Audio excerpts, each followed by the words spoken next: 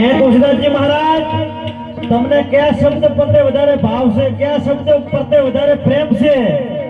અને વાદાણે તુલસીદાસજી મહારાજે એટલું કીધું હતું કે 52 અક્ષરો છે, એ 52 અક્ષરોમાંથી 2 અક્ષર કાઢી નાખો ને એટલે મારા માટે 52 અક્ષર નકામા છે, 52 અક્ષર બોબડા છે. કે કયો શબ્દ? કે રા અને મ, 2 શબ્દ કાઢી નાખો એટલે મારા માટે 52 શબ્દ નકામા છે.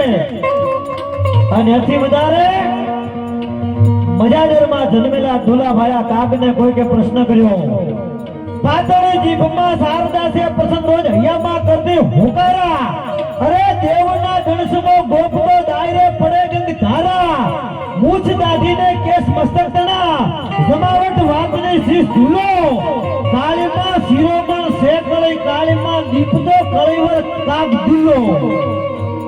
ધુલાભાયા કાગને કોઈકે પ્રશ્ન કર્યો કે કાગ બાપુ, તમને કયા શબ્દ પ્રત્યે વધારે ભાવ છે, કયા શબ્દ પ્રત્યે વધારે પ્રેમ છે? અને વાટાણે દુલાભાઈ કાગ એટલો બોલ્યા હતા, 52 અક્ષર નહીં પણ દુનિયાના કરોડો અક્ષર લઈ લો અને કરોડો અક્ષરમાંથી એક શબ્દ કાઢી નાખો ને એટલે મારા માટે દુનિયાના કરોડ શબ્દ નકામા છે. કે બાપુ કયો શબ્દ? કે માં શબ્દ કાઢી નાખો ને એટલે મારા માટે દુનિયાના કરોડ શબ્દ નકામા છે. આખર એક જતા કરોડ આખર શું કામના, મોઢે બોલો માં, કા તો મારા હૈયે ટાઢબ કાગડા, હૈયે ટાઢબ કાગડા.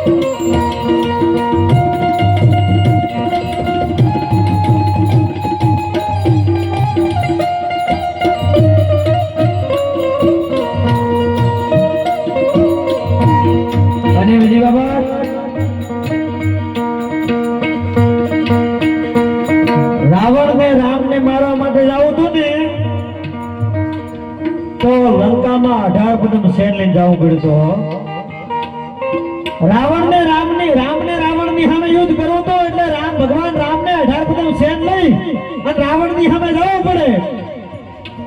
ભગવાન કૃષ્ણચંદ્રમણીને કુરુક્ષેત્ર મેદાનની માળી પર કૌરવોની સામે 18 અક્ષરની સેનાને ઉતારવી પડે.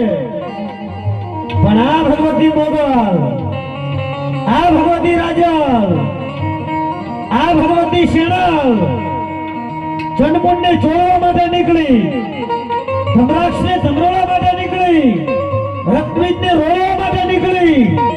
તેથી આ બુઢી શેન લઈ નહોતી નીકળી, હરગોન બાપા એકલી નીકળી. હમંગીએ બહાને કી હસી હાથ દુતાળીએ વાગ્યો ડમરડા. ઈ ભગવતીના ગુણગાન ગાવા માટે થઈ જ્યારે આપણે બધા મળ્યા છીએ ત્યારે આગળ જતા મારે એવી કંઈક પ્રસંગો પણ આ પરિવારને આમ હૃદયની આરપાર ઉતરી જાય એવા મારે પ્રસંગો અહીંયા કેવા છે અને એવી કંઈક વાતો મારે આંગણે કરવી છે. પણ આમ તો કોઈ પણ કાર્યક્રમ હોય, ગણપતિ વંદનાથી કાર્યક્રમ ચાલુ થતો હોય છે, કોઈ પણ શુભ કાર્ય હોય એ આમ તો ગણપતિ વંદનાથી શૈલેષ બાબા ચાલુ થતું હોય છે, એટલે આપણે ગણપતિ વંદનાથી આજના કાર્યક્રમને આગળ ધપાવવો છે. એટલે અને અહીંયા તમને આનંદ આવશે ને કાંઈ 5-25 રૂપિયા અહીંયા આવશે એ કોઈ કલાકાર લઈથી જવાનો, અને જો આનંદ આવે આ તો ઘરનો ડાયરો છે એટલે મારે અહીંયા કંઈ કહેવાનું મને કોઈ કીધું નથી. તેમ છતાં આપણે કંઈ આનંદ આવે ને 5-25 રૂપિયા આપશો તો માં મોગલના ખોળામાં અમે મૂકીને તમામ કલાકારો નીકળી જવાના છે. 1 રૂપિયો પણ કોઈ કલાકાર લઈથી જવાનો. એટલે બધા કલાકારો આજે તો ઘરના કલાકારો છે. શું કામ? અને બહુ ઓછા છે પણ ડાયા બેઠા છે. અવશ્યભાઈ બહુ ઓછા માણસો બેઠા પણ ડાયા બેઠા છે. અમે ગુજરાતના ખૂણે ખૂણે કાર્યક્રમો કરતા હોય. આજે અહીંયા પાઠ ઢાળી, કાલે 2 જગ્યાએ પાઠ ઢાળતા. બધે ગુજરાતના ખૂણે ખૂણે કાર્યક્રમ કરતા હોય, પણ અમુક જગ્યાએ અમે એવી કંઈક વાતો કરતા હોય છે વજનદાર. શું કામ? કે જ્યાં અમારા 12 મહિનાના થાક ઉતરી જતા હોય છે, અને અમુક જગ્યાએ તો 12 મહિનાના થાક ચડી જતા હોય છે. એટલે આ થાક ઉતારવાનો ડાયરો મળ્યો છે. એટલે એવી કંઈક વાતો, એવા કંઈક પ્રસંગો કેવા છે. કારણ કે 1 લાખ બેઠા હોય ને એને પબ્લિક કહેવાય. 1 લાખ બેઠા હોય એને પબ્લિક કહેવાય. એમાં ડાયા તો 2 હોય. અમે પબ્લિક ને 1 લાખ ને જોઈને ન બોલતા હોય, એ 10 માણસોને જોઈને બોલતા હોય. એમ ગુજરાતીમાં એક કહેવત છે કે 100 બકરીઓ રાખવી ને એના કરતા એક ભેંસ રાખવી સારી. 100 બકરીઓ રાખવી એના કરતા એક ભેંસ રાખવી સારી. અને જાજા મૂર્ખા ભેળા કરવા ને એના કરતા ઓછા ડાયા રાખવા ખરા. એટલે આ બધા બેઠા છો એ બધા ડાયા બેઠા છો. મારો કહેવાનો ભાવાર્થ અંતે એટલો છે, બધા ડાયા બેઠા છો. એટલે મારે એવી કંઈક વાતો કરવી છે. કલાકારો બહુ ઘરના મળ્યા છે, બહુ સાજિંદા મિત્રો, આવું સાઉન્ડ કલાકાર બધા ઘરના મળ્યા છે, ઘરનો ડાયરો છે. એટલે એવી કંઈક વાતો આપની પાસે કરવી છે. કારણ કે કવિ બહુ સારો બોલતો હોય, કવિને કંઠારો ન હોય, કંઠારો કોયલને હોય, કોયલને પગહારા ન હોય, પગહારા પદમણી બાઈને હોય, પદમણી બાઈને વરહારા ના હોય. પણ અહીંયા તો તમામે તમામ કલાકારો છે.